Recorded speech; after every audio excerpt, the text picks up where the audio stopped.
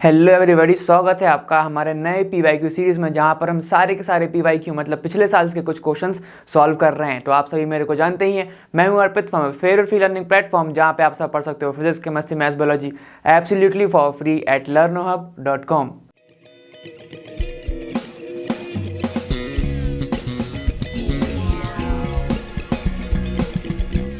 चलो 2019 के भारी भरकम सेट्स वाले क्वेश्चंस पेपर को सॉल्व करते के बाद अब हम आ चुके हैं 2020 के भारी भरकम के क्वेश्चन पेपर को सॉल्व करने के लिए। तो जल्दी से बिना टाइम वेस्ट करे हम जल्दी से देखते चलते हैं कि तुम्हारे कौन से चैप्टर इस साल सिलेबस में हैं। ठीक है, तो उनके सारे क्वेश्चन हम सॉल्व करेंगे और बाकी के आने वाले टाइम पे देखते हैं, तुम वहां पे सॉल्व करते जाएंगे। ठीक है, कोई भी क्वेश्चन छोड़ने वाले हम हैं नहीं, क्योंकि कुछ भी क्वेश्चन आ सकता है, कभी भी किसी चीज का भरोसा नहीं होता। ठीक है, कभी कभी छोटे चैप्टर से बड़े क्वेश्चन आ जाते हैं, बड़े चैप्टर से भी बहुत कम क्वेश्चन आते हैं। ठीक है, तो चलो फटाफट मेरे साथ चलते हैं और देखते हैं तुम्हारा पहला क्वेश्चन कौन सा है।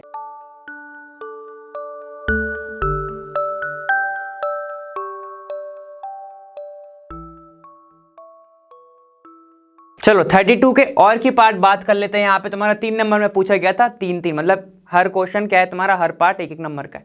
चलो जाओ, यहाँ पे क्या है, sodium phenoxide 2 ortho hydroxy benzoic acid. नाम से मत कंफ्यूज हो जाना, ठीक है, बहुत सिंपल सी रिएक्शन है। कौन सी रिएक्शन है जिक्र करेंगे, देखो आ जाओ। यहाँ पे क्या बना है, सबसे पहले तो बना दो सोडियम फेनॉक्साइड। कैसे दिखेगा, ऐसा।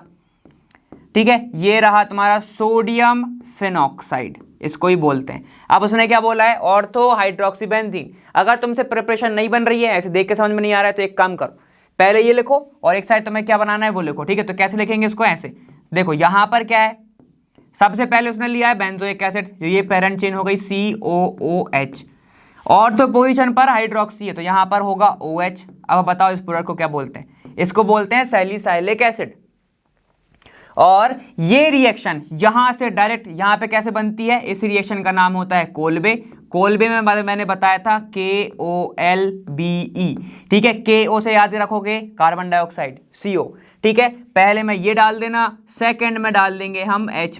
डायरेक्ट प्रोसेस है तुम्हारी कोल्बेज सिंथेसिस या फिर कोल्बेज रिएक्शन, ये बन जाएगा तुम्हारा। ठीक है, तो ये बन गया हमारा 1 और हमारा 1 नंबर आ गया। ठीक है, नाम जरूर लिख के आएंगे, सैलिसाइलिक एसिड या फिर तुम्हारा ये, और यहाँ पे सोडियम फेनॉक्साइड। ठीक, चलो आगे जाओ। यहाँ पे क्या एसीटोन से बनाना है तुम्हें प्रोपीन, काफी ज्यादा इजी है लेकिन टफ लग रहा है। देखो यहाँ पे सेकंड, ठीक है, कैसे दिखेगा, CH3 C double bond O और यहाँ पर CH3। ठीक है, ऐसे देखेगा, ध्यान से देखो। अब यहां पर क्या करना है तुम्हें, बनाना क्या है, इन लेके आना है, मतलब इन कार्बन के बीच में एक डबल बॉन्ड चाहिए। कैसे लेके आओगे, अगर सर इसको मैं क्या करूं, इसको OH बना के वाटर निकाल दूं तो इन आ जाएगा, कुछ तो ऐसा करना पड़ेगा, या फिर हाइड्रोजन लेके आऊं और हाइड्रोजन निकाल दूं। ठीक है, दो चीज कर सकते हो, क्या क्या, एक तो डिहाइड्रेशन, या फिर एक कर सकते हो डिहाइड्रो हेलोजिनेशन, दो चीज कर सकते हो। अब बताओ क्या करने वाले हो तुम। ठीक है, इजी क्या है वो ध्यान दो। ठीक है, दो चीज से तुम्हारा इन आ सकता है, डबल बॉन्ड आ सकता है। ठीक है, अब क्या क्या कर सकते हैं, यहां पर ऑक्सीजन है ही, अगर सिर्फ एक H लगा दूं तो यहां पे क्या बन जाएगा, OH बन जाएगा, और यहां पे वाटर निकाल सकते हो तो वो इजी हो जाएगा। ठीक है, तो हम डिहाइड्रेशन इजीली कर सकते हैं, लेकिन डिहाइड्रो हेलोजिनेशन के लिए मुझे यहां पर OH की जगह पहले OH बनाना पड़ेगा, OH से फिर मुझे Cl बनाना पड़ेगा या फिर कोई भी हाइड्रोजन बनाना पड़ेगा, फिर हाइड्रोजन निकालना पड़ेगा। ठीक है, तो देखो वहां पर तुम्हें ज्यादा प्रोसेस क्या, ज्यादा स्टेप में जाना पड़ रहा है। तो देखो जब OH बन ही रहा है ना, तो वाटर ही निकाल दो। चलो देखो कैसे बोल रहा हूं, ध्यान से देखेंगे। इसका अगर मैं कर दूं रिडक्शन NaBH4 के साथ, NaBH4, ठीक है, ज्यादा स्ट्रॉन्ग नहीं लेना। ठीक है, यहां पे क्या बन जाएगा, देखो CH3, ठीक है, C यहां पर बचेगा OH, ठीक है, और यहां पर बन जाएगा CH3। ठीक है, एक हाइड्रोजन और लगा दो, ऐसा CHOH। क्लियर, क्या देखो बन गया OH, यहां पर CH3। क्या करोगे, कौन सा रिएजेंट निकालता है चीजें, एलिमिनेट कौन करता है, एल्कोहलिक KOH डाल दो। यहां पे डाल दो एल्कोहलिक KOH, क्या निकाल देगा, वाटर। कैसा बनेगा, CH3, या तो यहां से निकालो या यहां से, तो मैं नीचे से निकाल रहा हूं, CH3C या H डबल बॉन्ड CH2, क्या बन गई है, प्रोपीन। क्लियर है, ऐसे बनाना है। चलो आगे जाओ, तुम्हारे ये हो गया, अपन चलते हैं थर्ड वाले पे। फिनॉल से क्लोरोबेंजीन बनाना है, फिनॉल से क्लोरोबेंजीन, काफ़ी ज़्यादा ईजी है, काफ़ी ज़्यादा ईजी है। कैसे, चलो मैं बताता हूँ। देखो अब मैं तुम्हें दो चीज़ बता रहा हूँ, एक लंबी प्रोसेस, एक छोटी प्रोसेस, ध्यान से दोनों। आ जाओ यहाँ पर, तुम्हारे क्या है, फिनॉल से बनाना है, ये रहा तुम्हारा फिनॉल, ठीक है, ये है तुम्हारा फिनॉल, मुझे Cl लेके आना है, ठीक है। तो अगर मैं इसको जिंक डस्ट के साथ कर दूं, जिंक डस्ट के साथ, तो ये क्या करेगा, ऊपर का ये OH हटा देगा, सिर्फ बचा देगा तुम्हारा बेंजीन। अब यहां से तुम बहुत लंबे लंबे भी जा सकते हो और डायरेक्ट भी जा सकते हो, ठीक है। लंबा कैसे जा सकते हो, ध्यान से देखना। अगर मैं यहां पर क्या कर रहा हूं, अब यहां पर रिएक्शन करा दूं किसकी, यहां पर पहले तो मैं करा दूं नाइट्रेशन, ठीक है, HNO3 प्लस H2SO4, तो नाइट्रेशन हो जाएगा, NO2 जुड़ जाएगा ऊपर। उसका मैं क्या करा दूं, उसका मैं करा दूं एसेंस HCl, रिडक्शन हो जाएगा, NH2 बन जाएगा, ठीक है। यहां पर मैं अब रिएक्शन में क्या करा दूं, देखो NaNO2 HCl, अब कॉपी भरनी है तो भर सकते हो, ठीक है। तो डायजोनियम सॉल्ट, और लास्ट में मैं क्या करा दूं इसका Cu, ठीक है, HCl, तो ये क्या होगा, गटरमैन सिंथेसिस, बन गया तुम्हारा क्लोरोबेंजीन, बन गया क्लोरोबेंजीन, ठीक है। अब ये देखो, ये फालतूपना है अगर इतना लंबा जाओगे तो, ठीक है, मैंने ये बता दिया। अगर ये फालतूपना है, डायरेक्ट कर सकते हो भाई, बेंजीन तो दिख रहा है ना, क्या करना है, कुछ नहीं करना। देखो यहां पर मैं कर दूं क्लोरीनेशन, देखो कलर चेंज करके बता रहा हूं, यहां पर मैं कर दूं क्लोरीनेशन, किसकी प्रेजेंस में, FeCl3 के प्रेजेंस में, तो क्या बन जाएगा, देखो डायरेक्ट क्लोरोबेंजीन, डायरेक्ट बन जाएगा तुम्हारा क्लोरोबेंजीन।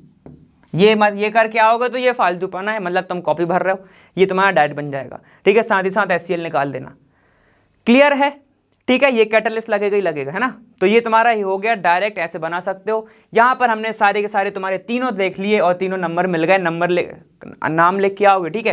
ये तुम्हारा फिनॉल था, ये बेंजीन बना, यहाँ पर क्लोरोबेंजीन, ठीक है। तो मैं लिख देता हूँ फिनॉल, जिसमें मैंने नहीं लिखा तो तुम लोग लिखते चलना, फिनॉल, ठीक है। यहाँ पे क्या है, बेंजीन,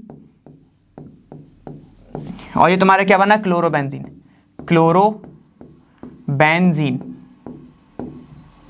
क्लियर है, ऐसे समझ में आ गया। तो बस यही सब तुम्हें लिख के आना था। अब अपन आगे चलते हैं, 33 क्वेश्चन की बात करेंगे यहाँ पर। चलो देखो, right the product formed when, ये तुम्हारा टर्शरी एल्डिहाइड है, रिएक्ट कर रहा है किसके साथ, इन सब के साथ, ठीक है। तो इन सब के बारे में तुम्हें बताना है। चलो देख लेते हैं यहाँ पे, पहला पार्ट में मैं अपन देखेंगे पहला वाला, ठीक है, क्योंकि मैं बहुत आगे बढ़ जाता हूँ इसलिए मैं यहाँ से लिख रहा हूँ, ठीक है। यहाँ पे क्या देखो, CH3, ठीक है, ये कार्बन, यहाँ पर CH3 जुड़ा हुआ है और एक और CH3 इधर भी है, ठीक है। यहाँ पर है C डबल बॉन्ड O, ये एक H, रिएक्शन किसके साथ कर रहा है, देखो यहाँ पे पहले कर रहा है एसीटोन के साथ, ठीक है, एसीटोन के साथ रिएक्शन कर रहा है, ठीक है। क्या बनेगा, देखो ये CH3, यहाँ पर C डबल बॉन्ड O और ये CH3, ठीक है। लिमिट हटाता हूं पहले, तो देखो मैंने वो हटा दिया, स्पेस मेरे को लगती ही है, तुम सबको पता है, कंसंट्रेटेड और NaOH के साथ। तो भैया देखो अच्छे से, कंसंट्रेटेड NaOH आ गया, ठीक है। तो क्या ढूंढोगे, अल्फा हाइड्रोजन,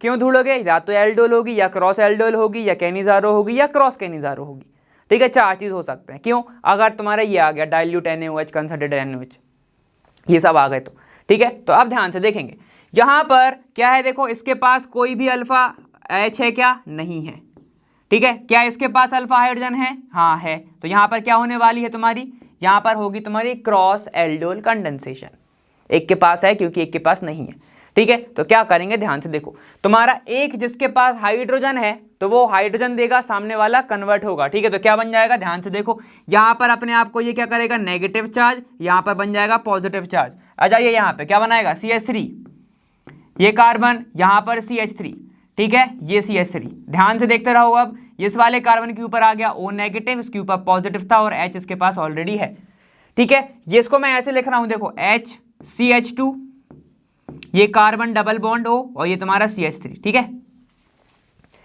क्लियर हो गया। अब ध्यान से देखना, यहां पर ये हाइड्रोजन प्लस देगा, ये नेगेटिव पार्ट होगा, प्लस को नेगेटिव पे और पॉजिटिव को नेगेटिव पे, पॉजिटिव को नेगेटिव पे और नेगेटिव को पॉजिटिव पे, ठीक है, उल्टा करना। चलो यहाँ पे देखो क्या बन जाएगा, देखो मैंने क्या बोला, पॉजिटिव को नेगेटिव पे, तो यहाँ पे जुड़ जाएगा H, ठीक है। इस वाले कार्बन पे क्योंकि तुम्हारा क्या था, पॉजिटिव चार्ज, वो मैंने अभी हटा दिया है, ठीक है। यहाँ पे नेगेटिव पार्ट जुड़ेगा, कैसे दिखेगा, देखो ये CH2, ठीक है, यहाँ पर क्या है फिर C डबल बॉन्ड O और ये CH3, खत्म, ऐसे जोड़ना है, ठीक है। ऐसे होती है तुम्हारी क्या, क्रॉस एल्डोल, समझ में आ गया। कैसे चेक करोगे, देखो यहां पर क्या है तुम्हारा, ये है तुम्हारा अल्फा, ये है तुम्हारा बीटा, और हमेशा क्या बनता है, बीटा हाइड्रोक्सी बनता है, बीटा हाइड्रोक्सी।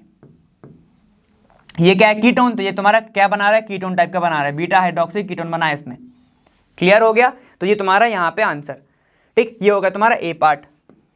चलो बी की बात कर लेते हैं, बी क्या बनाएगा देख लेते हैं। यहाँ पे HCN के साथ रिएक्शन कर रहा है, काफी ज्यादा इजी है। चलो देखो यहाँ पे क्या है, CH3, ठीक है, ये C यहाँ पर CH3 होगा और ये तुम्हारा CH3 टर्शरी है ना, ठीक है, ये कार्बन है, डबल बॉन्ड ऑक्सीजन है यहाँ पे, और यहाँ पे क्या बनेगा, एक H है, ठीक है। HCN के पास, मैंने पूरा इसलिए नहीं लिखा, ध्यान से देखना, HCN के पास क्या होगा, एक पॉजिटिव पार्ट एक नेगेटिव पार्ट, ठीक है। यहाँ पे देखो HCN के पास क्या होगा, एक H प्लस और एक क्या होगा, CN माइनस।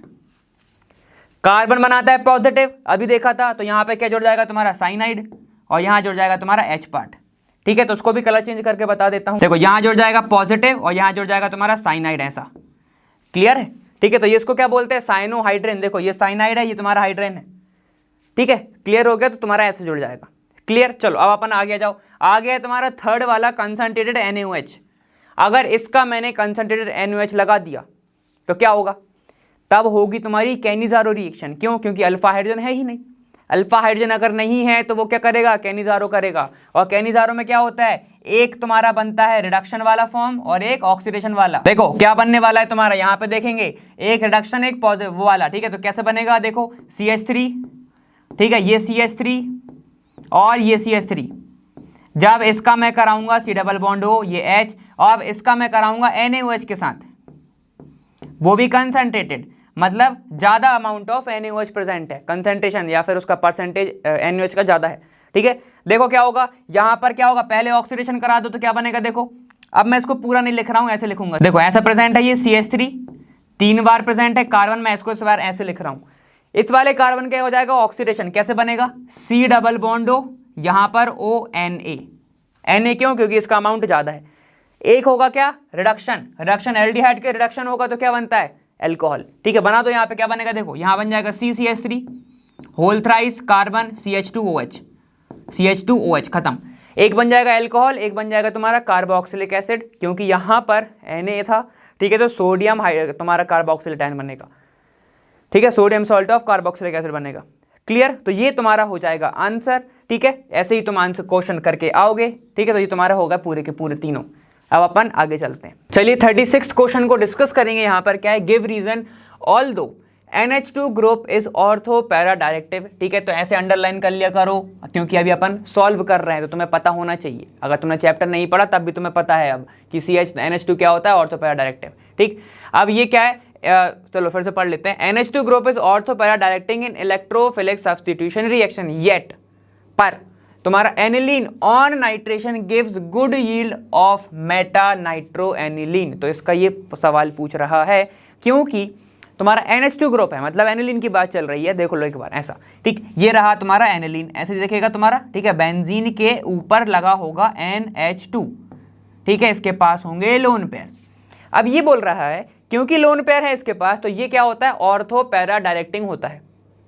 लेकिन जब जैसे ही मैं क्या कर रहा हूं, इसका नाइट्रेशन करा रहा हूं, तो ये मेटा के भी प्रोडक्ट देता है। तो इसका रीजन बता दो, ठीक है।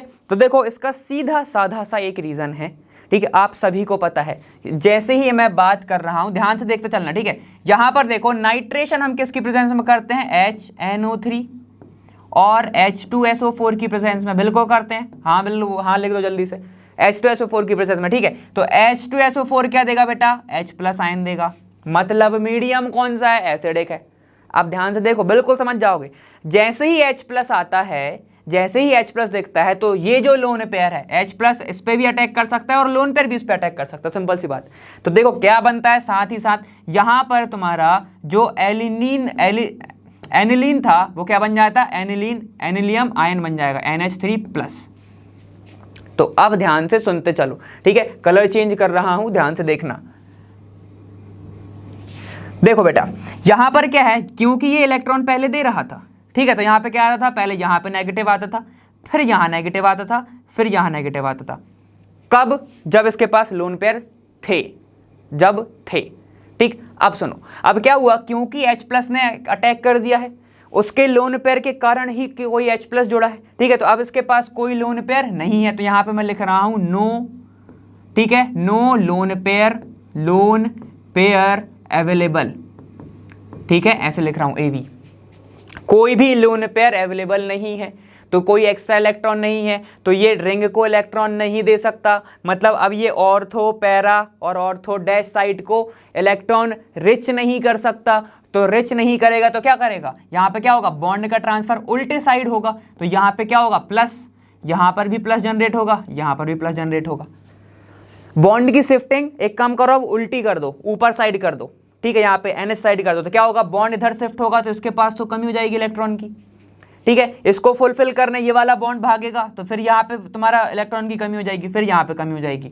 अब देखो, क्योंकि H2SO4 ने अब काम कर दिया है अपना, तो ये क्या करेगा, जब ये आपस में नियत करेंगे तो ये तो बनाएगा ना तुम्हारा NO2+, इलेक्ट्रोफाइल तो ये बनाएगा ना।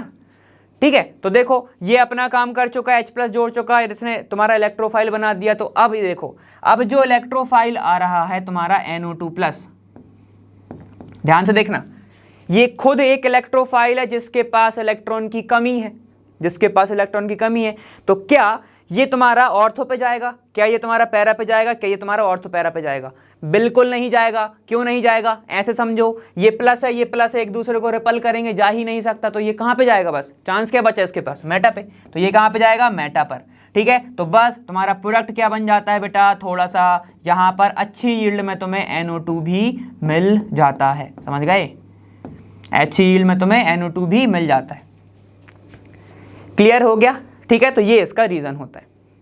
अब इसका रीज़न कैसे लिख के आएंगे सर, आपने अच्छे से समझा दिया, लेकिन समझ लिख के कैसे आएंगे, लिखोगे ऐसे, क्योंकि तुम्हारा H2SO4 की प्रेजेंस में होगा, एसिडिक की प्रेजेंस में, तो ये क्या बना देगा, एल्युमिनियम आयन बना देगा, क्योंकि H+ आ गया। ठीक है, अब नाइट्रोजन पॉजिटिव हो गया, पॉजिटिव हो गया, तो ये क्या होगा, रिंग डीएक्टिवेटिंग ग्रुप, ऐसे लिख के आओगे, क्या बोलोगे, रिंग डीएक्टिवेटिंग ग्रुप। ठीक है, तो मैं यहाँ पर लिख देता हूँ। अब ये जो नाइट्रोजन है ये क्या हो गया तुम्हारा, रिंग डीएक्टिवेटिंग ग्रुप हो गया। ठीक है, अगर रिंग डीएक्टिवेट कर रहा है तो वह कहाँ पे जाके जुड़ेगा, वो मेटा पोजीशन पर, बस इतना ही लिख के आओगे। ठीक है, H2SO4 H+ दिया, NH2 पे जाके जुड़ गया, रिंग डीएक्टिवेट कर देगा, रिंग डीएक्टिवेट कर देगा, मेटा पे जाके जुड़ जाएगा, खत्म। ऐसे एरो बना के लिखते चलो। क्लियर? तो ये तुम्हारा क्वेश्चन का ये वाला तुम्हारा आंसर हो गया पहला ए का। सेकंड पे आ जाओ, यहां पर बोल रहा है CH3 2NH is more basic than तुम्हारा टर्शरी, यहाँ पे क्या है, नाइट्रोजन है, टर्शरी अमाइन है इन एक्वस सॉल्यूशन। तो इसका रीजन भी सुन लेंगे, चलो आ जाओ। इसका रीजन क्या होगा, ध्यान से देखेंगे, यहाँ पे क्या देखो, CH3, ठीक है, ये इस कार्बन से जुड़ा है, यहाँ पर नाइट्रोजन है, यहाँ पर CH3 है, ठीक है, यहाँ पर एक हाइड्रोजन है। चलो आ जाओ, एक और देखो, यहाँ पर क्या है, CH3 है, यहाँ पर C है, यहाँ पर भी CH3 है, और यहाँ पर भी CH3 है। ठीक है, ये नाइट्रोजन है इधर, इसके पास कोई भी हाइड्रोजन नहीं है, सिर्फ लोन पेयर्स हैं। ठीक है, इसके पास भी लोन पेयर्स हैं। ठीक है, एक्वस मीडियम को अभी छोड़ो, ध्यान से बस एक चीज देखते चलो, ये क्या बोल रहा है, मोर बेसिक। मोर बेसिक मतलब लोन पेयर को डोनेट जो इजीली करेगा वो मोर बेसिक। ध्यान से सुनते चलो, यहाँ पर अगर वो तुम्हारा डोनेट कर रहा है तो ये बॉन्डिंग बनाएगा। ठीक है, लेकिन यहाँ पर क्या है, तुम्हारी बल्कीनेस बहुत ज़्यादा है, यहाँ पर क्या है, सिर्फ एक ही चीज़ लग जाती है, इसके कारण स्टेरिक हिंड्रेंस। स्टेरिक हिंड्रेंस ही एक रीज़न होता है जिसके कारण ये जो है अच्छे से लोन पेयर नहीं दे पाता। देखो यहाँ पे भीड़ ज़्यादा है, बल्कीनेस ज़्यादा है। ठीक है, वहीं पे मैं बात करूँ, यहाँ भीड़ तो है लेकिन एक साइड हाइड्रोजन लगा है जो इस भीड़ को थोड़ा कम कर रहा है। ठीक है, वो इस भीड़ को कम कर रहा है, जिसलिए इसी के कारण ये लोन पेयर थोड़े क्या कर लेगा, इजीली डोनेट कर देगा, लेकिन ये वाला लोन पेयर इजीली डोनेट नहीं कर पाएगा। रीज़न सिर्फ यही है, और जो इजीली डोनेट कर दे वो अच्छा बेस, और जो ना कर पाए वो बुरा बेस। ठीक है, इसलिए यहाँ पे ऐसी तुम्हारा बेसिसिटी ऐसे ज़्यादा होती है, इसकी ज़्यादा होती है, इसकी कम होती है। क्लियर है? यही कॉन्सेप्ट लगाओगे, यही लगता है। क्लियर हो गया? चलो अब आगे जाओ, यहाँ पर क्या बोल रहा है, यहाँ पर ammonolysis of alkyl halide is not a good method to prepare pure primary amine. इसका रीजन क्या होता है ये भी जान लेते हैं। चलिए इसका रीजन देखेंगे। यहाँ पर क्या है, अमोनोलाइसिस मतलब NH3 की प्रेजेंस में जल्दी से रिएक्शन कराते चलेंगे। ठीक है, NH3 प्लस, इसको मैं X लिख रहा हूँ, ये तुम्हारा R हो गया, अल्काइल हैलाइड हो गया। ये इसने स्पेसिफिक नाम नहीं लिखा तो मैंने भी अल्काइल हैलाइड लिख दिया। तो क्या बनेगा, ध्यान से देखो, इसको हीट करो, यहाँ पे क्या बन जाएगा, RNH तुम्हारा एक, और ये तुम्हारा H, NH2 बन जाएगा, RNH2। ये तुम्हारा क्या बना, प्राइमरी अमाइन। लेकिन बात यहाँ पर हो जाती है, ये रिएक्शन यहाँ पर रुकती ही नहीं है, ये रिएक्शन यहाँ पर रुकती ही नहीं है, वापस रिएक्ट कर लेगा किसके साथ, R और X के साथ, क्या बना देगा, HX निकाल देगा बाहर, वापस बना दो, यहाँ पे क्या बन जाएगा देखो R2, यहाँ पर N और एक H, वापस रिएक्ट कर लेगा RX के साथ, तो क्या बना लेगा देखो ये R3, ये तुम्हारा N, बस कुछ नहीं बचा इसके पास लोन पेयर, वापस से कर सकता है ये रिएक्ट RX के साथ, ठीक है, क्या बना लेगा R4 और N+, ठीक है, साथ ही साथ सब जगह पे क्या निकल जाएगा तुम्हारा HX निकलते जाएगा, ठीक है, क्लियर हो गया। तो यहाँ पर मैंने क्या बोला, क्योंकि ये रिएक्शन रुकती ही नहीं है, यहाँ पे क्या भी बन गया तुम्हारा सेकेंडरी अमाइन भी बन गया, ठीक है, टर्शरी अमाइन भी बना दिया इसने, ठीक है, और तुम्हारा ये क्या बना गया तुम्हारा 4 डिग्री क्वाटरनरी अमाइन भी यहाँ पर इसने क्या बना दिया, फॉर्म कर दिया, ठीक है। तो यहाँ पर रीजन क्या है, क्योंकि अब क्या लेके आओगे, ऑन अमाइनोलाइसिस ऑफ अल्काइल हैलाइड, ठीक है, या फिर ऑन तुम्हारा reaction with ammonia of alkyl hydride, यहाँ पे चीज़ें क्या हो रही है, यहाँ पर मिक्सचर ऑफ अमाइंस मिल रहा है, मिक्सचर ऑफ अमाइंस मिल रहा है, जिसके कारण उनको सेपरेट करना बहुत मुश्किल होता है, काफ़ी ज़्यादा मेहनत लगती है, इसलिए हम यहाँ से प्रिपेयर नहीं करते, प्योर प्राइमरी अमाइन हमें नहीं मिलती, ठीक है। तो ये लिख के आओगे, एक बार मैं टोटल लिख देता हूँ, कैसे लिखोगे बताता हूँ, देखो ऐसे लिखोगे, यहाँ पर तुम अमोनोलाइसिस हो रहा है NH3 की प्रेजेंस में, ठीक है, RX लिख देना यहाँ पे बस, और यहाँ पर लिख के आओगे कि चार बार क्या निकलेगा तुम्हारा HX निकल जाएगा, और साथ ही साथ बना देना primary amine plus secondary amine plus tertiary amine और फिर 4 डिग्री अमाइन, मतलब क्वाटरनरी अमाइन साथ ही साथ बन रहा है। यहाँ पे क्या लिखोगे, मिक्सचर ऑफ अमाइन हमें प्रोड्यूस होता है, मिलता है, जिसके कारण हम क्या करते हैं, इसको सेपरेट करना मुश्किल हो जाता है, प्योर प्राइमरी अमाइन नहीं मिल पाता, यही रीज़न है। चलो जाओ, अब है तुम्हारा बी पार्ट, वो है डिस्टिंग्विश बिटवीन दी फॉलोइंग, ठीक है, यहाँ पर बताना डिफरेंस। तो देखो ये तुम्हारा क्या है, प्राइमरी अमाइन, बहुत बार करा चुका हूँ बेटा, ठीक है, ये तुम्हारा है सेकेंडरी अमाइन, कौन सा टेस्ट लगाओगे, हिंसबर्ग टेस्ट, जल्दी से लगा दो, मैं सिर्फ लिख देता हूं यहाँ पर किसकी प्रोसेस में होगा, ध्यान से देखो। चलो यहाँ पर क्या है तुम्हारा हिंसबर्ग टेस्ट, तो यहाँ पे क्या होगा, बेंजीन, ये रहा तुम्हारा बेंजीन, ठीक है, बेंजीन सल्फोनाइल क्लोराइड के साथ होता है ये रिएक्शन, ठीक है, बेंजीन सल्फोनाइल क्लोराइड के साथ। अब यहाँ पर होता क्या है, बस मैं बता दे रहा हूं, अगर प्राइमरी अमाइन रहा, ठीक है, तो ये जो है अल्कली में सॉल्युबल होता है, अल्कली में ये सॉल्युबल होगा, ठीक है, लेकिन अगर वहीं पे तुम्हारा सेकेंडरी अमाइन रहा तो ये इनसॉल्युबल होता है अल्कली में, ठीक है, ये क्या होता है, insoluble in alkali,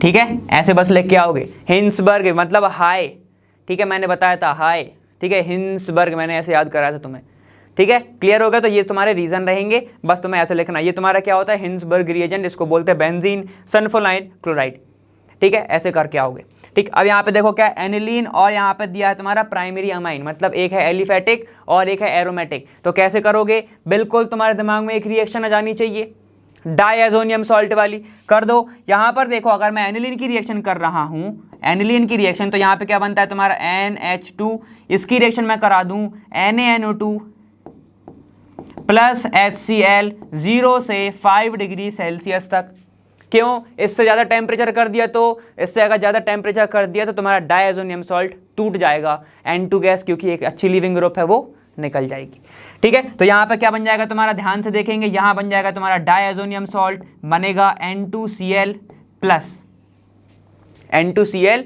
plus, clear है, कुछ नहीं करना, अब फिनॉल के साथ रिएक्शन करा दो, ठीक है। इसकी रिएक्शन अगर मैंने फिनॉल के साथ करा दी, फिनॉल के साथ, तो ये एक डाई बनाता है ऑरेंज कलर की, ठीक है, तो बस तुम्हें ऐसा लिखना है, ऑरेंज कलर का एक कंपाउंड बनेगा बस, ठीक है, ऑरेंज कलर का एक कंपाउंड बनेगा, स्पेलिंग मैंने अजीब सी लिख दी है, ऑरेंज टाइप का दिख रहा है वो, ठीक है, तो आप लोग थोड़ा सुधार लेना। लेकिन यहाँ पे मैं बात करूँ तो यहाँ पर ऐसा कुछ नहीं बनता है, क्योंकि फिनॉल बना रहा है, वो डाई थोड़ी बना देगा, क्लियर है। तो रीजन इसके यही है। अब अपन आगे चलते हैं, एजो डाई टाइप का बनाएगा। चलिए 36 का और पार्ट देख लेते हैं। यहाँ पर क्या है तुम्हारा, यहाँ पर right the structure of A and be in the following reaction. Structure बनाने हैं, काफी ज्यादा इजी होंगे। यहाँ पे देखो N2Cl है, साइनाइड बन जुड़ जाएगा सीधा सीधा, CuCN है तो साइनाइड जुड़ने वाला है, ठीक है। क्या निकलेगा देखो यहाँ पे C6H5 है, तो इसको मैं ऐसे लिख देता हूँ, देखो ये रहा तुम्हारा बेंजीन, ठीक है, C6H5 मैंने इधर लिख दिया। यहाँ पर क्या जुड़ा हुआ है N2Cl, ठीक है, N2Cl ये नेगेटिव ये पॉजिटिव, ठीक है, ये पॉजिटिव। देखो यहाँ पे क्या बनने वाला है, ऐसा CuCN है, CuCN, सबसे अच्छा लीविंग ग्रुप कौन सा होता है? N2, मतलब नाइट्रोजन गैस बाहर। ठीक है, तो यहां पर क्या निकलेगा, ध्यान से देखेंगे, यहां पर डायरेक्ट जुड़ जाएगा तुम्हारा साइनाइड। साइनाइड कैसे दिखता है उसको मैं ओपन करके लिखूंगा, C ट्रिपल बॉन्ड N, ऐसे। क्लियर? वाटर का एडिशन, और मैंने बहुत बार बताया है, साइनाइड में अगर पानी डाला तो कार्बोक्सिलिक एसिड बनाएगा। ठीक है, कैसे बनाएगा वो और देख लो। यहां पर क्या होगा, जैसे ही बॉन्ड टूटा, ये एक H से टूटेगा, ये OH से टूटेगा। एक और बॉन्ड टूटेगा, ये एक H से टूटेगा, ये OH से टूटेगा। एक और टूटा, एक H से टूटेगा, ये OH से टूटेगा। कितने H आ गए? 3, तो NH3 बना लेगा वो। NH3 उसने बाहर निकाल लिया, देखो क्या बन जाएगा, यहां पर NH3 निकल चुका। ठीक है, ध्यान से देखेंगे, कार्बन के ऊपर कितने OH हैं? 3 OH, और कभी भी 3 OH स्टेबल नहीं होते, 2 भी स्टेबल नहीं होते, मैंने बताया है। ठीक है, एल्कोहल जब अपन रिवीजन कर रहे थे स्टार्टिंग में ही बताया था। देखो यहाँ पे कार्बन, यहाँ पर OH है, यहां पर OH है, यहां पर OH है। ठीक है, ऐसे ही टूटा ही, ध्यान से देखो। अब क्या होगा, यहां पर OH और इसका H निकल जाएगा बाहर, क्या? -H2O, वाटर निकाल दिया। क्या क्या बच गया, ध्यान से देखो। देखो अब यहां से तुम्हारा ये निकला, ठीक है, और ये निकला, देख रहे हो, ये सब चीजें निकल गई। क्या क्या रह गया, ये जो बॉन्ड फ्री है ना, ये इसके साथ बॉन्डिंग कर लेगा। कैसे बनेगा, देखो, ये वाला बॉन्ड जो फ्री है, अब ये ऑक्सीजन के साथ बॉन्डिंग करेगा। कैसे करेगा, यहां पर जाएगा डबल बॉन्ड। क्या दिख रहा है, देखो, COOH, COOH बन गया। बस बना दो। यहां पे देखो कैसे दिखेगा। अब यहां पर मैं बना दे रहा हूं ऐसा, डायरेक्ट मैं लिखूंगा C डबल बॉन्ड O, ये O और H, देखो 3 बॉन्ड है, 3 बॉन्ड बन गए। इसका नाम क्या होता है? Benzoic acid. नाम लिख देंगे यहाँ पे। बी क्या है तुम्हारा? Benzoic acid. ए क्या है तुम्हारा? देखो साइनोबेंजीन। ठीक है, क्लियर? चलो आगे जाओ। ये हो गया तुम्हारा सेकंड पार्ट। सेकंड पार्ट देखते हैं अपन, ये तुम्हारा हो चुका है। यहाँ पर क्या है, ये तुम्हारा एसिटिक एसिड है, रिएक्ट कर रहा है NH3 के साथ। बहुत ईजी रिएक्शन। चलो जाओ, पहला ये रहा तुम्हारा दूसरा पार्ट। एसिटिक एसिड को कैसे लिखूंगा मैं? CH3, C double bond O, यहाँ पर OH लिखूंगा। NH3 रिएक्ट कर रहा है तो NH3 को मैं ऐसे लिख रहा हूँ, देखो H NH2। ठीक है, हीट करना है, ध्यान से देखो, ये OH ये H निकल गया बाहर, क्या बच गया? H2O निकल गया बाहर। ठीक है, तो -H2O, बाकी का प्रोडक्ट जुड़ जाएगा। कैसे निकलेगा, यहाँ पे देखेंगे, यहाँ पे इसको CH3, C double bond O और तुम्हारा NH2। ठीक है, तो तुम्हारा ये बन गया। अमाइड बोल सकते हैं इसको, अमाइड टाइप का दिख रहा है ये तुम्हें। ठीक है, चलो अब यहाँ पे जाओ, तुम्हारा B कैसे बनेगा? NaOBr, NaOBr, घबराना नहीं है इसमें। NaOBr अगर दिख गया, इसका मतलब क्या हो रहा है, देखो यहां पर मैं इसको ऐसे लिख सकता हूं, NaOH प्लस Br2। ये रिएजेंट कब यूज होता है? हॉफमैन ब्रोमाइड डिग्रेडेशन रिएक्शन में। ठीक है, यहां पे किस में यूज होता है ये? Hoffmann bromide degradation reaction. इसमें क्या होता है बेटा? Degradation reaction. इसमें क्या होता है, ये CO निकल जाता है और बनाता क्या है? Primary amine. तो बस यहां से क्या होगा, जैसे ही NaOH और तुम्हारा आएगा Br2, यहां से क्या निकल जाएगा? डिग्रेडेशन का मतलब क्या है? कार्बन कम करना है। तो क्या बन जाएगा? देखो CH3 NH2, खत्म, ये बन जाएगा। डिग्रेडेशन नाम इसलिए पड़ा क्योंकि यहां पर जो तुम्हारा CO है वो क्या है? निकल रहा है, एक कार्बन कम हो रहा है, इसलिए उसको डिग्रेडेशन नाम पड़ गया। ठीक है, हॉफमैन ब्रोमाइड डिग्रेडेशन। ब्रोमाइन देखो क्या है? ब्रोमीन और अमाइड के साथ रिएक्शन हो रहा है, तो यहाँ पे क्या है? ब्रोमाइड नाम रख दिया। ठीक है, सारे के सारे प्रोडक्ट के अब अपन नाम लिखेंगे। ए तुम्हारा क्या था? साइनोबेंजीन। बी तुम्हारा था बेंजोइक एसिड। ए तुम्हारा क्या, देखो जिसको मैं बोल सकता हूँ क्या है तुम्हारा? इथेनामाइड। ठीक है, तुम्हारा ये कौन सा अमाइड है ना ये। ठीक है, यहाँ पर इसको मैं अगर अमाइड बोलूंगा तो ये मीथेनामाइड हो जाएगा। क्लियर हो गया? ठीक, अब यहाँ पर क्या है, देखो ये तुम्हारा जो बड़ा है ये तुम्हारा क्या है? मीथेनामाइन। क्लियर हो गया? ठीक है, ये तुम्हारा आंसर हो गया। अब अपन चलेंगे आगे। देखो क्वेश्चन नंबर 36 की बात करते हैं, इसका और पार्ट क्या बोल रहा है? Write the chemical reaction of methylamine with benzoyl chloride. ठीक है, यहाँ पर बेंजोइल क्लोराइड लिखा हुआ है, मतलब यहाँ पर बेंजोइल सल्फोनाइल क्लोराइड के साथ मत चले जाना। ठीक है, वो हिंसबर्ग टेस्ट होता है, यहाँ पर रिएक्शन करानी है तुम्हें। कैसे? देखो ये रहा आपका बेंजीन। ठीक है, यहाँ पर क्या होगा? C डबल बॉन्ड O और यहाँ पर होगा Cl। इसको बोलते हैं बेंजोइल क्लोराइड। बेंजोइल क्लोराइड, ठीक है। अब यहाँ पे देखो क्या है, and right the IUPAC name of the product obtain, ठीक है। तो सबसे पहले अपन बी पार्ट देख लेते हैं, फिर सी पे चलेंगे। ध्यान से देखते रहो, यहाँ पर बोल रहा है मिथाइलमाइन। मिथाइलमाइन कैसे देखेगा, ऐसा CH3, ठीक है, एन, इसके ऊपर एक H होगा, इसके ऊपर एक H होगा, ठीक है, और इसके पास लोन पेयर होते ही है। क्लियर। अब इसकी रिएक्शन इन्होंने बोला है यहाँ पे इसके साथ कराना है, कैसे देखेगा, देखो यहाँ पे मैं Cl लिख रहा हूँ, ठीक है, यहाँ पर मैं लिख रहा हूँ C डबल बॉन्ड O और यहाँ पर आपका बेंजीन।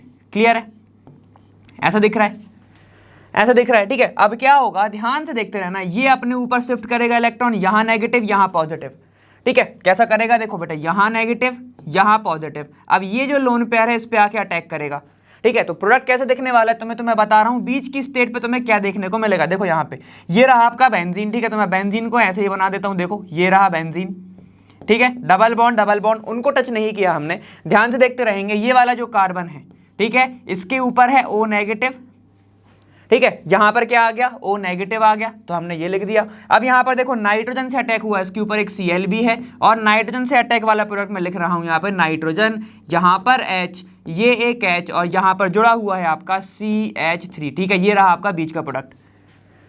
क्लियर हो गया। देखो अब यहाँ पर ध्यान से देखते रहो, नाइट्रोजन बना रहा है 4 बॉन्ड, तो 4 बॉन्ड वो कभी नहीं बनाता। ऑक्सीजन बना रहा है 1 बॉन्ड, तो 1 बॉन्ड वो कभी नहीं बनाता। तो ध्यान से देखते रहेंगे, यहाँ पर जो नाइट्रोजन है ये कहेगा भाई तू निकल जा, हाइड्रोजन को निकाल लेगा बाहर, ठीक है। और जैसे ही हाइड्रोजन निकलेगा बाहर, ऑक्सीजन भी तो कहेगा कि मैं 1 बॉन्ड नहीं बनाता हूं, मैं 2 बॉन्ड बनाता हूं। तो क्या करेगा ये, अपना बॉन्ड का शिफ्टिंग, डबल बॉन्ड जैसे ही आएगा यहां से कार्बन कहेगा भाई तू भी निकल जा, ठीक है। पहले क्या हुआ, ए ये हुआ, फिर बी हुआ, फिर तुम्हारा क्या हुआ, सी हुआ, Cl निकल गया। क्लियर है यहाँ पे। अब देखते रहो तुम्हारा प्रोडक्ट क्या बन जाएगा। ध्यान से देखना, ये रहेगा आपका बेंजीन, ये रहा आपका बेंजीन, ठीक है। डबल बॉन्ड को मैंने टच नहीं किया, तो जैसे का तैसा लिख दिया। ध्यान से देखो, यहाँ पे देखो ये कार्बन, यहाँ पर आ गया डबल बॉन्ड, तो ये double bond oxygen, double bond oxygen, ठीक है। अब यहाँ पर देखेंगे ये Cl निकल चुका है, तो इसके पास क्या बच गया, 1 बॉन्ड, तो 4 बॉन्ड हो गए इसके, ठीक है। अब देखो नाइट्रोजन के पास क्या है, एक NH है, ठीक है, और यहां पर क्या है आपका CH3 है, यही है, बाकी और कुछ बचा नहीं बचा। तो बेटा ये बनेगा आपका फाइनल प्रोडक्ट। इसको क्या बोलते हैं, देखो N के ऊपर क्या है, मिथाइल है, तो मैं लिखूंगा मैं N मिथाइल, ठीक है। और इसको पूरे को लिख सकता हूं बेंजेनामाइड, ठीक है, इसको मैं लिख सकता हूं बेंजेनामाइड, तो ये हो जाएगा आपका बेंजेनामाइड, N मिथाइल बेंजेनामाइड। क्लियर है। तो बेटा ये आपका आंसर होने वाला है। क्लियर। अब देखो तुम्हारा नेक्स्ट पार्ट क्या बोल रहा है, यहाँ पर ये है आपका सी पार्ट। क्या बोल रहा है, arrange the following in the increasing order of their pKb values.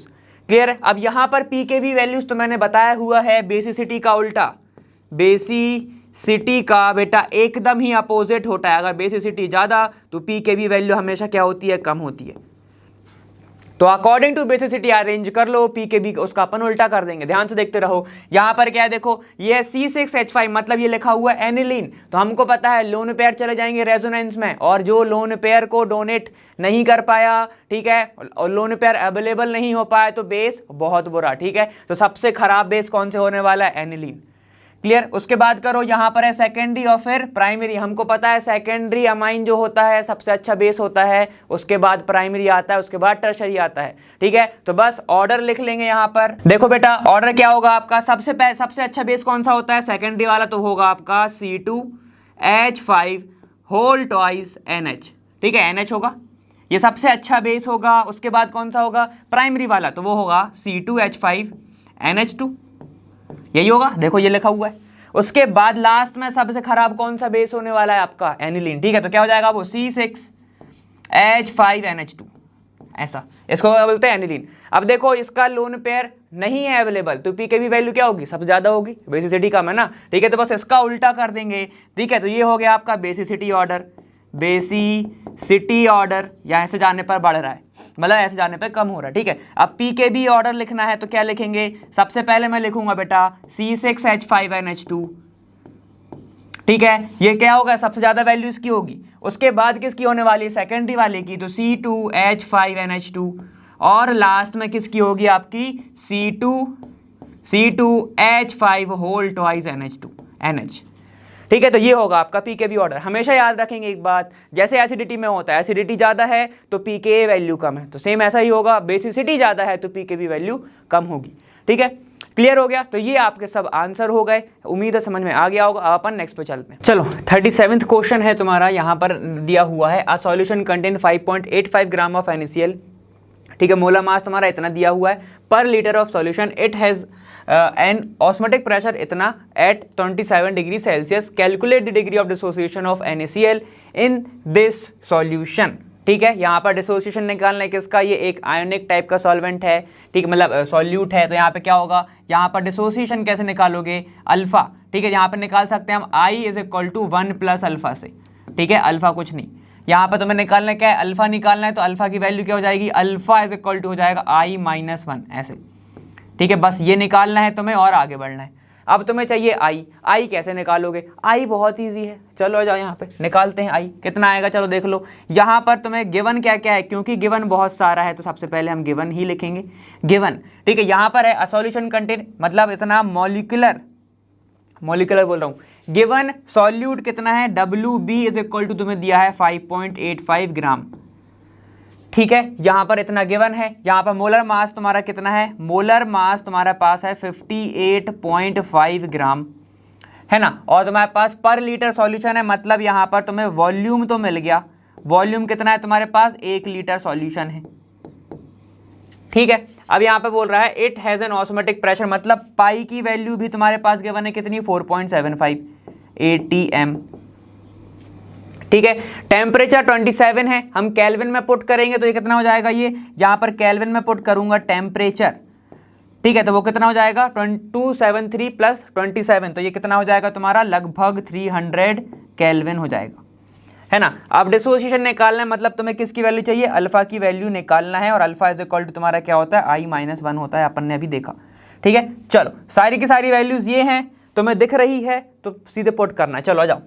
Pi is equal to कितना हो जाता है, ICRT या फिर NCRT, जैसे तुम्हें पढ़ना हो, ठीक है। यहाँ पे I into C into R into T, R की वैल्यू गिवन दी गई है तो अपन उसका टेंशन नहीं लेंगे, तो पाई इज इक्वल टू कितना हो जाएगा, देखो पाई की वैल्यू भी हमारे पास है ना, यहाँ पे देखो कितना है 4.75, तो इसको मैं लिख रहा हूँ ऐसा, ठीक है। चलो 4.75 इज इक्वल टू I की वैल्यू निकालनी है, जैसे का तैसा रख दिया। कंसंट्रेशन क्या होगा, गिवन वेट कितना है 5.8, मॉलिक्यूलर वेट कितना है 58.5, ठीक है, यहाँ पे ऐसा गिवन है, इंटू, ठीक है। वॉल्यूम ऑफ सॉल्यूशन है 1 लीटर, ठीक है, 1 लीटर, तो उसको छोड़ दो, लिखो या ना लिखो बात एक ही है, ठीक। यहाँ पर कितना है, R की वैल्यू देख लो कितनी है, 0.0821 ऐसे कुछ होगा, 0.0 लगा दो भाई, 0.082 है ना, 0.082 है। चलो यहाँ पर इतनी हो गई। टेम्परेचर कितना है तुम्हारे पास, 300, टेम्परेचर है 300 केल्विन। सारी वैल्यूज हम रख चुके हैं, I की वैल्यू निकालना है, तो एक काम करते हैं, ये देखो ये तो पहले ही 10 टाइम चला गया, ठीक है। चलो यहाँ पर लेके आ जाएगा, कितना आ जाएगा 4.75 इंटू 10, ठीक है। सारी जो ऊपर है सब वैल्यू नीचे जाएगी, कितना जाएगा देखो ये जाएगा तुम्हारा 0.08, ठीक है, 2 इंटू 300, बाकी का कुछ रह गया क्या, सारी वैल्यूज हमने इधर उधर कर दी, ठीक है, समझ में आ गया इतना। बस अब इसको कैलकुलेट करना है, इज इक्वल टू तुम्हारा I आएगा, ठीक है, ये तुम्हारा कितना आएगा, I आएगा, ठीक है। यहाँ पर आप कैलकुलेट करोगे, ये 10 से ये 300 का ये कैंसिल, ठीक है, तो यहाँ पर तुम्हारी I की जो वैल्यू है वो कितनी आएगी, 1.93 कुछ आने वाली है, 1.93 कुछ आएगी, क्लियर हो गया, ठीक है। ये आ गई I की वैल्यू, क्या निकालना है, अल्फा निकालना है, तो डायरेक्ट पुट कर दो, देखो जाओ, यहाँ पे क्या चाहिए, अल्फा की वैल्यू चाहिए है, I तुम्हारा आ गया 1.93 माइनस 1 क्या है तुम्हारा फॉर्मूला है, तो यहाँ पे क्या हो जाएगा, अल्फा इज इक्वल टू 0.93, और परसेंटेज में चाहिए तो 93% आ जाएगा, इंटू 100 कर देना, डायरेक्ट तुम्हारा आंसर आ जाएगा। क्लियर हो गया। तो यहाँ पर अल्फा, यहाँ पर तुमसे क्या पूछा है, डिग्री ऑफ डिसोसिएशन कितनी है तुम्हारी, 93%, ठीक है। अब लॉग में पूछता, लॉग के ए या फिर लॉग अल्फा पूछता, तब तुम्हारी बात अलग हो जाती, ठीक है। तो ऐसे तुम्हें निकालनी है चीज़ें, काफ़ी ज़्यादा इजी है। ये रहा आपका सॉल्यूशन आपके सामने, ठीक है, तो बस ये रहा। अब अपन आगे चलते हैं। तो आगे अब तुम्हारा कौन सा क्वेश्चन है, यहाँ पर है state Henry's law, why is air diluted with helium in the tanks used by scuba divers, ठीक है। तो इसका सीधा सीधा आंसर है, काफ़ी ज़्यादा पूरा तुम्हारा NCERT में दिया हुआ है। देखो NCERT ने क्या बोलता है, वो बोलता है कि जो तुम्हारा हेनरी लॉ होता है, सबसे पहले वो क्या होता है कि भैया उसमें डायरेक्ट है कि solubility of gas in liquid directly proportional होगी जितना ज़्यादा तुम प्रेशर लगाओगे। ठीक है, एग्जाम्पल वही ले लो, कोल्ड ड्रिंक की वाटर में CO2 को प्रेशराइज करके डाला जाता है। ठीक है, जैसे ही तुम उसका ढक्कन खोल दे तो तुरंत क्या निकलती है, गैस निकलती है। ठीक है, तो वही है वो, जब प्रेशराइज जितना ज़्यादा कर दोगे गैस को लिक्विड में सॉल्युबल होने के लिए तो तुम्हें प्रेशर भी उतना ही ज़्यादा देना पड़ेगा। क्लियर है, तो बस यही तुम्हारा बोलता है क्या, हेनरीज लॉ।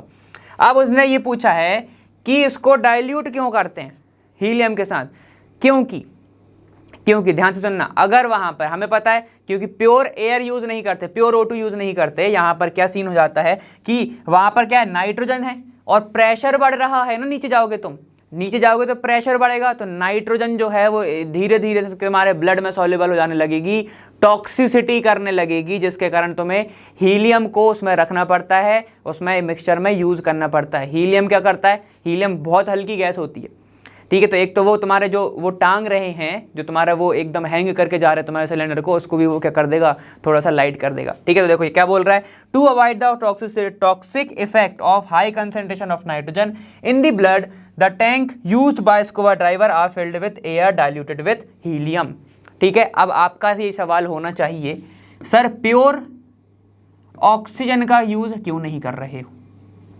देखो, कोई भी चीज़ ज़्यादा हो, मैक्सिमम कंडीशन, मैक्सिमम कैपेसिटी में हो, मैक्सिमम अवेलेबल हो, तो उसके हानिकारक मतलब उसके जो इफेक्ट हैं, साइड इफेक्ट हैं, वो बढ़ जाते हैं। ठीक है, अगर तुम्हें O2 ज़्यादा मिलने लगी तो तुम्हें कन्वर्जन हो सकते हैं। ठीक है, एपिलेप्सी हो सकती है, तो बहुत सारे कॉज हैं उसके। ठीक है, सैचुरेशन हो सकता है, सैचुरेटेड हो जाएंगे तुम्हारे टिश्यूज, इसलिए प्योर ऑक्सीजन का यूज़ नहीं कर सकते, उसमें अपन थोड़ा सा मिक्सचर यूज़ करते हैं। ठीक है, ये इसका रीज़न होता है। अब अपन आगे चलते हैं, चलो क्वेश्चन नंबर 37 का और पार्ट देखते हैं। यहाँ पे क्या है, वैन 19.5 ग्राम ऑफ ये एक तुम्हारा कंपाउंड दिया गया है। ठीक है, इसको क्या बोलोगे, फ्लोरोएसिटिक एसिड, क्योंकि इसका सिर्फ H कम है, F जुड़ा हुआ है वहां पे। इस रिजॉल्वेंट इतने gram of water, the depression in freezing point यहाँ पर कितना है तुम्हारा 1 degree Celsius, calculate degree of dissociation of this compound. यहाँ पर KF की वैल्यू तुम्हें गिवन है, तो बहुत सारी वैल्यूज गिवन है, कंफ्यूज ना हो जाए तो सबसे पहले अपन गिवन ही लिखेंगे। यहाँ पे लिखेंगे गिवन। ठीक है, ये रहा आपका गिवन। चलो लिखो, यहाँ पे सबसे पहले क्या है, यहाँ पर वेट ऑफ सॉल्यूट दिया हुआ है, तो WV से शो कर रहा हूँ यहाँ पे कितना है, 19.5 ग्राम। क्लियर है, यहाँ पर मॉलिक्यूलर वेट ऑफ सॉल्यूट भी दिया गया है, कितना है देखो यहाँ पर 78 ग्राम। क्लियर, अब अपन और क्या क्या दिया है तुम्हारे पास, सॉल्वेंट का भी वेट है, देखो सॉल्वेंट का भी तुम्हारे पास वेट है, तो WA से शो कर रहा हूं, कितना है तुम्हारे पास 500 ग्राम ऑफ, और सॉल्वेंट क्या है तुम्हारा, वाटर है ना। और यहाँ पर डिप्रेशन एंड फ्रीजिंग पॉइंट दिया हुआ है, मतलब क्या, KF की वैल्यू है तुम्हारा, मतलब TF की वैल्यू तुम्हारे पास 1 डिग्री सेल्सियस है, और KF की वैल्यू भी हमको गिवन है कितना, 1.86। तो लगभग इसने तुम्हें सब चीज़ ही देके रखा है, ऑलमोस्ट सब चीज देखे रखा है, बस फॉर्मूला लगाने की देर है, बाकी पूरा आंसर आ जाएगा। तुमसे पूछा है डिग्री ऑफ डिसोसिएशन, मतलब तुमसे KA की वैल्यू पूछी है, KA की वैल्यू पूछी है। KA क्या होता है जल्दी से बताएंगे, KA को कैसे निकाल सकते हैं हम, KA इज इक्वल टू क्या होता है तुम्हारा, C अल्फा स्क्वायर अपॉन तुम्हारा क्या होता है, C, यही होता है, C माइनस अल्फा, यही होता है। ठीक है, तो ऐसे निकालेंगे, 1 माइनस अल्फा क्यों नहीं करते, अगर तुम्हारा छोटा है, यहाँ पर क्या है देखो, ये तुम्हारा जो टूटने वाली चीज है, ये अगर डिसोसिएशन ज्यादा नहीं है तो नेगलेक्ट भी कर देते हैं। क्लियर हो गए यहाँ पे, देखो तो यहाँ पर अपन को ऐसी वैल्यूज को पुट करना है। अब अल्फा कैसे निकालोगे, अल्फा कैसे निकलता है, अल्फा निकलता है आई की वैल्यू से, 1 प्लस अल्फा, यही वाला होता है, और अल्फा निकालने का तरीका होता है I is equal to 1 plus alpha होता है। ठीक है, तो आई की वैल्यू निकालनी पड़ेगी, और आई की वैल्यू कैसे निकालेंगे अपन, अब इसका तो फॉर्मूला लगाना पड़ेगा। चलो इतना सब तुम्हें करना है, आ जाइए यहाँ पे अब अपन चीजें देखते हैं कैसे करोगे, आ जाओ। देखो सारी की सारी वैल्यूज गिवन है, डिप्रेशन एंड फ्रीजिंग पॉइंट का फॉर्मूला लगाओ, TF इज इक्वल टू कितना हो जाएगा, KF इंटू मोलैलिटी। मोलैलिटी क्या होता है, given weight of solute upon molecular weight of solute into weight of solvent into 1000 होता है, और यहाँ पर इंटू आई का करना पड़ेगा, वन ऑफ फैक्टर आई, तो आई की वैल्यू तुम्हें यहां से मिलने वाली है, अब समझ गए। ठीक है, सारी वैल्यूज को पुट करेंगे, 1 इज इक्वल टू KF की वैल्यू कितनी है, 1.86, WB कितना हुआ देखो 19.5 इंटू 1000। ठीक है, 1000 क्यों किया, क्योंकि यहां पर क्या है 500 ग्राम में तुम्हारा था, अगर केजी में रहता तो 1000 का इंटू नहीं करते, इंटू यहाँ पर देखो वेट मॉलिक्यूलर मास कितना है 78, तो यहाँ पर रख दूंगा मैं 78। क्लियर, आगे समझ में। अब बाकी सब इजी है, कुछ नहीं करना, 0 से 0 काटना है ऐसे, ठीक है। इसको काटना है तुम्हारा 2 टाइम्स, ठीक है। अब ये देखो 2 से ये तुम्हारा चला जाएगा, ये तुम्हारा जाएगा 39 टाइम, ठीक है। इतनी कुछ जाएगा ये 39 टाइम ही जाएगा ये, हाँ ये जाएगा तुम्हारा 39 टाइम। अब बाकी का कैलकुलेट कर लेंगे इसको, यहाँ पे सारी वैल्यूज को इस साइड लेके आओ, इनटू आई है, ठीक है। सारी वैल्यूज को लेके आओ तो ये जाएगा 39, ठीक है। 39 upon 1.86 into 19.5 is equal to हो जाएगा आई की वैल्यू, ठीक है। और इसको सिंप्लीफाई करना है तो और इसको सिंप्लीफाई कर सकते हो, कोई दिक्कत की बात नहीं है। यहाँ पर इसका पॉइंट रिमूव कर लो, इनटू ऊपर से कर देना 1000 का, ठीक है। तो तुम्हारा और सिंप्लीफाई हो जाएगा वो, लेकिन नहीं करना तो कोई बात नहीं, ठीक है। तो यहाँ पर आई की वैल्यू कैलकुलेट करोगे, ये आएगा 1.07 कुछ आ जाएगा, ठीक है। 1.07 तुम्हारी वैल्यू आ गई। अब निकालना क्या है, अब आई की वैल्यू तो आ गई है हमारे पास, तो हम अल्फा निकाल सकते हैं। अल्फा कैसे निकालोगे, अगर ये वाला फॉर्मूला भूल गए तो वो भी बताता हूँ। देखो ये रहा, अब तुम्हारा अपन निकाल रहे हैं क्या, अल्फा। तो कैसे निकालोगे, सबसे पहले तो ये पूरी रिएक्शन लिख लो। कैसे लिखोगे, FCH2, ठीक है, C डबल बॉन्ड O और ये OH। ये क्या बना रहा है, ध्यान से देखना, जैसे ही ये टूटेगा तो क्या देगा, एसिड है, तो फ्लोरीन मत निकाल देना, H+ निकालना है इसका। कैसे निकलेगा, देखो FCH2 C double bond O, इसके पास OH+ इसने दे दिया, ठीक है। इसने बनाया क्या, कार्बोक्सिलेट आयन। ध्यान रखना H+ निकालना, फ्लोरीन मत निकाल देना, ठीक है। चलो इनिशियल कंसंट्रेशन अगर टाइम इज इक्वल टू 0 है तो सिर्फ इसका कितना होगा, C होगा, ठीक है। C होगा, इसका कंसंट्रेशन सिर्फ होगा ना, बाकी इनका तो 0 होगा, क्योंकि अभी तो रिएक्शन हुई ही नहीं है। टाइम इज इक्वल टू 0 की बात करिए, ठीक है। अब time is equal to T की बात कर रहा हूं, तो यहाँ पे C minus C alpha part मान लो निकल चुका, तो यहाँ पर C अल्फा बना, यहाँ पर C अल्फा बना। सुनो क्या बोल रहा हूं, मैंने टाइम 0 लिया, 100% प्रेजेंट था, तो वहां पे 100% ही रहेगा। अभी तो मैंने रिएक्शन स्टार्ट ही नहीं करी, तो 100% ही रहेगा। क्लियर है। अब मैं टाइम 20 मिनट की बात कर रहा हूं, ठीक है। तो जितना यहाँ पे 20 मिनट के बाद बन रहा है उतना भी यहाँ पे बनेगा, ठीक है। और 100 में से 20 मिनट माइनस कर दो तो कितना जाएगा, तुम्हारा ये वाला जाएगा ना, ठीक है, कि कितना बच गया।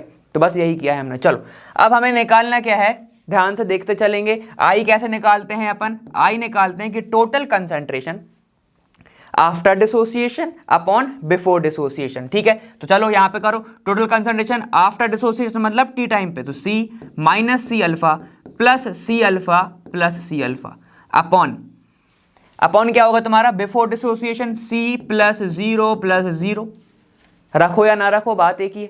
क्लियर। तो देखो अब यहाँ पे क्या हो गया, C अल्फा से C अल्फा कैंसिल, तो ये कितना बचा, C माइनस, यहाँ पर बच गया तुम्हारा, देखो यहाँ पे C अल्फा से C अल्फा कैंसिल, ये बच गया C प्लस C अल्फा, ठीक है। कॉमन ले लो यहाँ पे, तो कितना जाएगा, अपॉन C, ये हो जाएगा तुम्हारा C1 plus alpha upon C, ठीक है। C से C कैंसिल, क्या बच गया, I की वैल्यू देखो क्या आएगी तुम्हारी, 1 प्लस अल्फा, यही निकाला था हमने।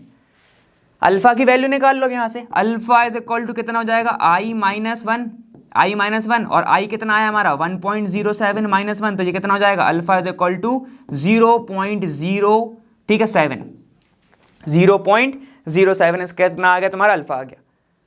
क्लियर। तो यहां पर हमने अल्फा की वैल्यू निकाल ली है, और मैंने एक फॉर्मूला आप सबको बताया ही हुआ था, वही फॉर्मूला पुट करेंगे, C alpha square minus C minus 1 alpha, ठीक है। वहां पे तुम्हारा Ka की वैल्यू आ जाएगी। क्लियर है। चलो अब अपन डायरेक्ट वैल्यू पुट कर रहे हैं, मैं डायरेक्ट वैल्यू यहां पर पुट कर रहा हूं। चलो आ जाओ यहाँ पर। अब मैंने क्या बोला, यहाँ पे मैंने इसकी वैल्यू पुट करनी है। अल्फा मेरा कितना निकल के आया है, यहाँ पर देखेंगे 0.07, ठीक है। Ka क्या होता है तुम्हारा, Ka तुम्हारा क्या है, ये डिग्री ऑफ डिसोसिएशन। कैसे पुट करोगे, ध्यान से देखो, यहाँ पर ये हो जाएगा तुम्हारा C alpha square upon C1 minus alpha, ठीक है। ये होता है तुम्हारा डिग्री ऑफ डिसोसिएशन।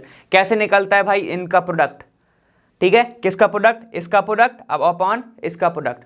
समझ में आ रहा है कैसे बोल रहा हूं, देखो ध्यान से। यहां पर मैंने बोला है C अल्फा स्क्वायर कैसे होगा, यहां पर तुम प्रोडक्ट अपॉन रिएक्टेंट कर दो, product upon reactant, product upon क्या हो जाएगा, C alpha square upon C alpha square, ठीक है। और यहाँ पे क्या हो जाएगा, C minus C1 minus alpha, ठीक है। यहाँ पे C माइनस C अल्फा तो C स्क्वायर हो रहा है।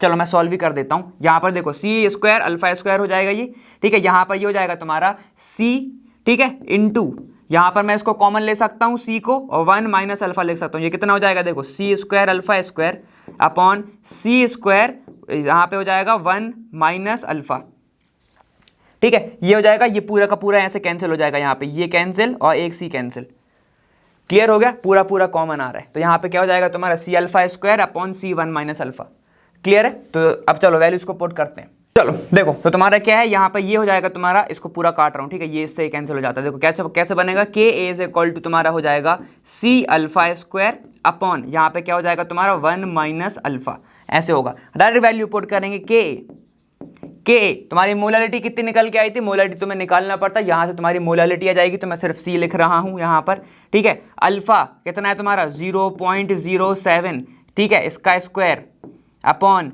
1 माइनस 0.07, ठीक है, तो के कितना जाएगा, के इज इक्वल टू जाएगा 0.003 कुछ जाएगा, इसको नॉर्मल टर्म में लिखना है तो इसको लिख सकते हो 3 इंटू 10 की पावर -3, ठीक है, के ए की वैल्यू आएगी, ठीक है। सी की वैल्यू अब निकाल लेना, कंसंट्रेशन तुम्हें यहाँ से निकल जाएगा, सिर्फ इतनी वैल्यू निकालोगे तो भी आ जाएगा तुम्हारा कंसंट्रेशन, ठीक है, बस ये तुम्हें करना है और आंसर आ जाएगा, क्योंकि ये पता था, क्योंकि ये जो क्वेश्चन है डायरेक्ट एनसीईआरटी से उठाया गया है, सॉल्यूशन चैप्टर से 33 वाला क्वेश्चन है ये पूरा, क्वेश्चन नंबर 33 है ये, ठीक है, तो जाके वहां पे भी देख सकते हो, तो तुम्हें क्लियर हो ही जाएगा। चलो अपन आगे चलते हैं, देखो 37 का और तुम्हारा बी पार्ट यहाँ पर है 0.1 molar KCl has a higher boiling point than 0.1 glucose, ठीक है, तो भाई इसका सिंपल सा रीजन होगा, चलो देख लेते हैं, यहाँ पे क्या है, देखो 0.1 मोलर तुम्हारा KCl है और यहाँ पर 0.1 मोलर ग्लूकोज है, तो इसको मैं लिख रहा हूँ C6H5, ठीक है, यहाँ पे मैं लिख रहा हूँ C6H12O6, ठीक है, ऐसा तुम्हारा C6H12O6 में तुम्हारा ग्लूकोज का फॉर्मूला है। चलो यहाँ पर आ जाओ, अब हमको पता है कि ये क्या है, एक आयोनिक कंपाउंड, आयोनिक कंपाउंड है कि नहीं है, बिल्कुल। यहाँ पर ये तुम्हारा क्या है, कोवेलेंट कंपाउंड, कोवेलेंट कंपाउंड है।